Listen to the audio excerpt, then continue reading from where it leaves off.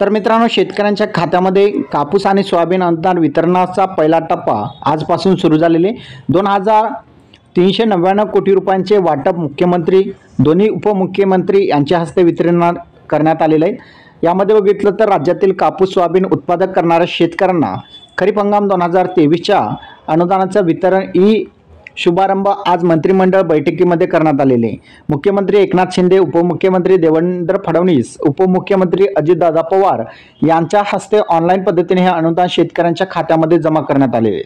कापूस आणि सोयाबीन उत्पादक करणाऱ्या शेतकऱ्यांना 5,000 रुपये प्रति हेक्टर असे 2 हेक्टर मर्यादेपर्यंत प्रत्येकी 5,000 रुपये अनुदान देण्याचा निर्णय राज्य सरकारने घेतलेला होता आणि त्या अंतर्गत हे पैसे जे आहेत वितरण करण्यास आजपासून सुरुवात झालेली आहे। पहिल्या टप्प्यात 49,50,000 खातेधारकांच्या खात्यामध्ये 2,398 कोटी 93 लाख एवढा रक्कम जे जमा करण्यात आलेले। राज्यात कापूस सोयाबीन उत्पादक करणाऱ्या शेतकऱ्यांची संख्या 96 लाख असून उर्वरित शेतकऱ्यांना सुद्धा लवकरच या ठिकाणी लाभ दिला जाणार आहे।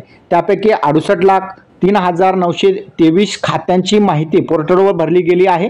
यात नमो शेतकरी महासन्मान निधी योजनेच्या माहितीसोबत आधार जुळणी व 70% पर्यंत नावांची पडताळणी झालेली संख्या 41,50,696 इतकी आहे। तर आधार जुळणी व 69% माहितींची पडताळणी झालेल्यांची संख्या 4,60,730 इतकी आहे। या व्यतिरिक्त आधार संबंधी पत्रानुसार माहिती भरलेल्या खात्यांची संख्या 17,53,130 इतकी आहे। अशा रीतीने 49,50,000 शेतकऱ्यांच्या खात्यामध्ये 63,64,000 खात्यावर अनुदानाची रक्कम आज जमा करण्यात आलेली। त्यासाठी 2,398 कोटी 93 लाख रुपयांची तरतूद करण्यात आलेली आहे। तर अशा प्रकारे बघितलं तर राज्यातील लाखो शेतकऱ्यांच्या खात्यामध्ये सोयाबीन कापूस अनुदानाचे पैसे जमा होण्यास सुरुवात झालेली आहे। तुमच्या खात्यामध्ये सोयाबीन कापूस अनुदानाचे पैसे जमा झाले का नक्की कमेंटमध्ये सांगायचं विसरू नका। चॅनलवर नवीन असाल चॅनलला सबस्क्राईब करा। इथे सामान्य जय हिंद जय महाराष्ट्र।